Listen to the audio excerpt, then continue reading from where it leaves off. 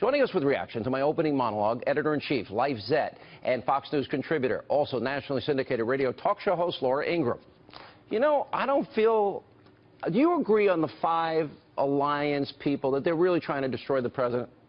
Absolutely. While I was listening to you, I did a few quick cursory searches going back to November, and it was basically within a week of Donald Trump winning the presidency when everyone was shocked. I'm so glad you played those old clips of the ashen faces of the reporters, that the left began to write about and urge possibilities toward impeachment.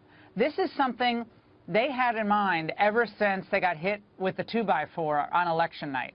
And they will continue to work fast and furious toward this goal of not only resisting the Trump agenda, but they hope to humiliate him, destroy him, and then destroy, along with him, the conservative populist agenda that he ran on that, obviously stood for strong borders, no amnesty, getting rid of those bad trade deals, less of a global policeman role for the United States. A lot of people are really threatened by that agenda. So I'm so glad you raised that. That's something we should talk about here, because no serious person thinks that Donald Trump obstructed justice in a conversation with Comey, because if he did, Comey thought he did, Comey would have reported it, as is his legal duty, as you pointed out in your monologue. That's Comey's legal duty to do so. He didn't, and the investigation was not obstructed. So that's all preposterous. Under Article 2, the president has a duty and a right to oversee the FBI, and they properly delegate the law enforcement to the FBI and try to insulate it from politics. But that's not to curb the president's Article 2 authority over the FBI. So if he wants to meet with the FBI and give his opinions, or even talk about his hopes, if indeed he said that, he has every right to do so. Yeah, well, it's interesting that James Comey may have committed a crime if he thought he was attempting to obstruct justice. Apparently he didn't think it now. Even if he did think it, he doesn't think it now, because we're reminding him of the law. Apparently he didn't know laws about that Hillary Clinton had broken, so I wouldn't be surprised if he didn't know this one. Look, he's bitter. He'll have his book deal. He'll have a movie, miniseries, Diane Sawyer. That's all coming. Here's my next question. The Washington Post, I'll go back to that story for just a second here, because there's a feeding frenzy a day now. And the Washington Post, he leaked intelligence. Nobody cared about Hillary. But more importantly, the Washington Post last week got 2 big stories wrong about the Deputy Attorney General threatening to quit. He said, no, I never threatened to quit. And James Comey asking for more money. Yeah, we've got plenty of money. We don't need the money. How do people see the headline? They're wrong all the time. They cheered this week when they got such a response to this story. How did they get away with getting, quote, quoted everywhere and hysteria on TV? I've got to say, Sean, remember when Donald Trump talked about the Bezos media, Jeff Bezos, Amazon.com, committed liberal, when he bought the Washington Post? We all expected the Post, which was already pretty left-wing, to move even further left.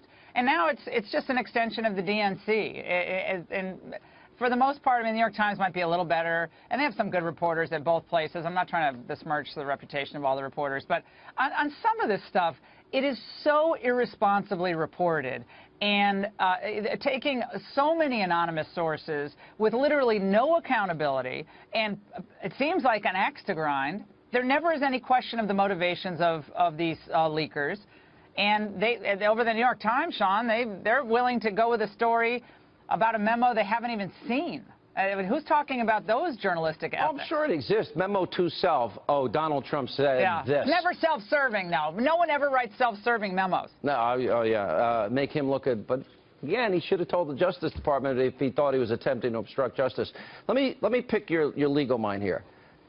With all the hysteria, I mean, it's breathless reporting and all the media.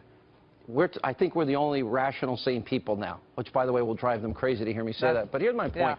Putting your legal hat on for just a second, there's nothing here legally. Nothing. But I mean, you're right. What is the net effect of this?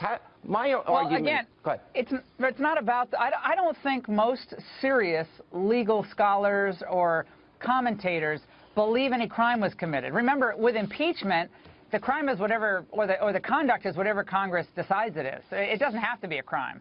It can be whatever Congress decides it's going to be at that moment. So that's number one. Number two, What they want to do is stop this agenda. So if they can call his integrity into question, and I'm not saying Donald Trump has not made mistakes. I think he has made some mistakes in judgment and on some occasions been poorly served by the staff. But if they can nick up and cut up his judgment, his integrity, his credibility, they believe that they'll scare these pusillanimous Republicans who need to grow a spine. They'll scare them into this perpetual defensive crouch. They won't push tax reform. They won't do health care reform. They won't do the renegotiation of NAFTA. They won't do any of that because they're waiting for the other shoe to drop. That's what the Democrats are counting on, Sean. And when you have people like John McCain, who shamelessly went out and mentioned Watergate, it is, when you see someone like McCain do that, you wonder why, you know, we don't even need a Chuck Schumer if we have John McCain. And then others like Justin Amash, congressman, who actually is a good guy and a conservative guy. What is he doing? What is he mentioning impeachment for? He hated Trump in the beginning. I'm going to be really crude, but not so nice here. It is a level of stupidity and defensiveness that you never see the Democrats acting defensive. They all stay together, and they all defend their people and their positions. But Republicans are the first ones to turn tail and run when any New York Times reporter comes a knocking. It's really reprehensible. Well said. Laura Ingraham, appreciate it as always. Thank you.